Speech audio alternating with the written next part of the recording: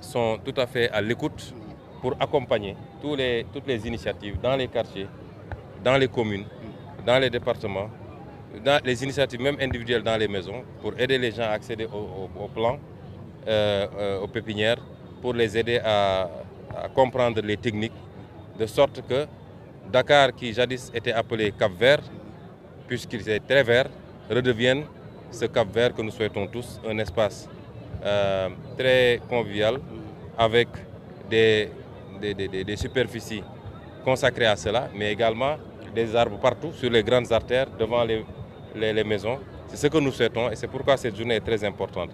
Et je lance un appel à une mobilisation pour la journée demain à Touba, mais à travers tout le Sénégal également, que les Sénégalais puissent se mobiliser pour une grande issue de la journée. Aujourd'hui, Monsieur le Premier ministre, nous connaissons vos relations avec cette jeunesse sénégalaise. Alors, à travers cette initiative, quel est l'appel que vous comptez lancer généralement donc, à cette belle jeunesse? Oui, peut-être réitérer cet appel parce que nous l'avons toujours appelé, nous l'avons toujours lancé avec un niveau d'écoute et de réponse très satisfaisant. Nous en remercions encore toute cette jeunesse. La relation de confiance que nous avons nouée avec cette jeunesse n'est pas une relation fondée sur la duperie. À chaque fois qu'on s'adresse à cette jeunesse, nous nous adressons à nous-mêmes. Nous nous adressons à nos propres enfants, à nos propres petits frères, et nous nourrissons une affection sans borne à cette jeunesse. Et si on se bat, ce n'est pas pour nous, c'est pour cette jeunesse. Et nous avons promis à cette jeunesse de libérer le Sénégal, de mettre le Sénégal sur les rails, d'en faire un pays qui fonctionne à l'endroit, comme tous les pays dignes de ce nom. Nous sommes en train d'œuvrer, d'arrache-pied, à commencer par son Excellence le Président de la République, moi-même, tout le gouvernement, toutes les administrations, et tous les jours, nous sommes en train, du matin à tard le soir, à commencer à mettre les fondamentaux qui nous permettent d'honorer cette promesse. C'est une question d'honneur. Cette promesse, je peux leur garantir que nous allons l'honorer. Nous allons la satisfaire à 100% s'il plaît à Dieu. Je ne vois pas, en dehors du Seigneur, je ne vois pas qui pourrait nous entraver au point de nous empêcher d'honorer cette promesse. Elle sera largement honorée. Mais j'ai donné tout à l'heure un exemple, l'arbre que nous venons de planter. C'est un manguier, il est là. On l'a planté aujourd'hui.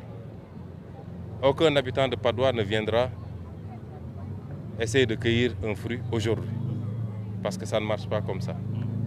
Mais nous sommes convaincus que d'ici quelques mois, s'il plaît à Dieu, cet arbre va produire des fruits. Parce que nous avons mis ce qu'il fallait. Nous avons creusé un trou adapté. Nous y avons mis de l'humus et tout ce qu'il fallait. Nous avons planté l'arbre là où il fallait. Nous avons remis du sable et nous avons mis les premiers gouttes d'eau aujourd'hui. Et tous les jours, ce geste va être perpétué. Et nous savons que si ça se fait comme ça, il n'y a rien qui puisse empêcher que d'ici quelques mois, les gens puissent commencer à récolter les fruits. Construire un État ou reconstruire un État obéit exactement à la même logique. Aujourd'hui, nous avons trouvé un État en ruine. Et les Sénégalais en sauront quelque chose dans les jours à venir. Je l'ai dit l'autre jour. Nous dirons aux Sénégalais ce qui se passe. Notre silence ne doit pas être interprété en autre chose qu'un travail méthodique et sérieux de dressage de l'état des lieux. Et quand on aura fini, pour ne pas dire qu'on a quasiment fini, nous dirons aux Sénégalais, de manière transparente, voilà ce qu'on vous a caché, voilà la situation du pays. Et toutes les conséquences qui vont avec vont être tirées. Mais il est important que cet exercice soit fait. Et au même moment où on faisait cet exercice, nous avons fait démarré un travail très profond de rattrapage sur un certain nombre de choses qui, s'ils n'avaient pas été corrigées, auraient pu nous conduire tout droit vers la catastrophe. Et tout ça sera expliqué aux Sénégalais le mois venu, c'est-à-dire très bientôt. Et au même moment, nous avons travaillé à jeter les bases des fondamentaux qui nous permettent, sur le plan de la bonne gouvernance, sur le plan de la réduction du train de vie de l'État, sur le plan des mesures à prendre pour commencer à soulager les Sénégalais par rapport au coût de la vie. Et ce ne sont que des mesures, les premières mesures, comme l'a dit M. le Président de la République. Ainsi de suite. Et sur le plan des projections, l'opérationnalisation du programme, qui fera l'objet d'une présentation globale dans les toutes prochaines semaines aux Sénégalais et à nos partenaires partout dans le monde. Je peux les rassurer qu'aujourd'hui, le Sénégal attise tous les intérêts, toutes les convoitises. Du matin au soir, nous accueillons des investisseurs crédibles, nationaux comme internationaux, des partenaires bilatéraux comme multilatéraux. Nous sommes en train juste de réinitialiser le logiciel qui n'était pas bon, de remettre les fondations pour pouvoir mettre des briques et avoir un bâtiment qui aille le plus loin possible en hauteur, mais qui soit le plus solide possible. Et ça, nous le ferons avec cette jeunesse. Mais en attendant, nous continuons à appeler cette jeunesse à faire bloc autour de ceux à qui ils ont fait confiance, de ne pas prêter attention à la diversion.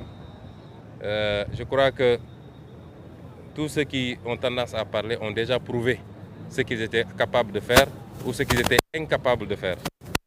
L'histoire est encore là, très fraîche. Et je pense que ce n'est pas la peine de perdre beaucoup de temps à essayer de répondre à ces gens-là. Parce qu'ils veulent simplement détourner cette jeunesse des objectifs que nous nous sommes mutuellement fixés. Nous avons, avec cette jeunesse-là, pendant 10 ans, méthodiquement construit un projet, un programme, et nous sommes fixés un cap.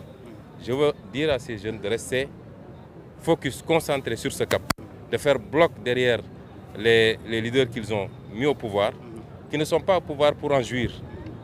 Nous ne voulons absolument rien venant du pouvoir. Nous ne nous enrichirons jamais et nous ne tolérerons aucun acte d'enrichissement personnel dans cette gouvernance. Nous sommes là pour servir ce peuple qui le mérite. Nous avons un très grand peuple, respecté par le monde entier. Le président de la République a tendance à m'expliquer, à chaque fois qu'il se déplace dans des sommets où il y a énormément d'autorités étatiques qui se retrouvent. Mais il fait l'attraction. Tout le monde veut parler au président du Sénégal, féliciter le peuple sénégalais de sa grandeur, de ce qu'il a pu réaliser. Et tout le monde s'intéresse aujourd'hui au Sénégal. Et ça, si on en est là, ce n'est pas le mérite des hommes politiques, c'est le mérite du peuple sénégalais. Et ce peuple mérite aujourd'hui que les hommes politiques que nous sommes se sacrifient enfin pour lui servir ce qu'il attend depuis longtemps, c'est-à-dire une gouvernance assainie, une gouvernance vertueuse, mais une gouvernance axée exclusivement sur les intérêts des Sénégalais. Que tout ce qui nous appartient, nous puissions en jouir le maximum. Et une fois qu'on parvient à en jouir, que ça fasse l'objet d'une redistribution équitable qui permette de faire éclore le potentiel et les talents, mais de soulager les populations par la réduction du chômage et par la création de l'emploi. Et nous nous évertuons quotidiennement à œuvrer dans ce sens-là. C'est moi qui vous remercie. Monsieur le Premier ministre, Monsieur le Premier ministre, Monsieur le Premier ministre, le micro. Monsieur le Premier ministre. Le micro. Voilà.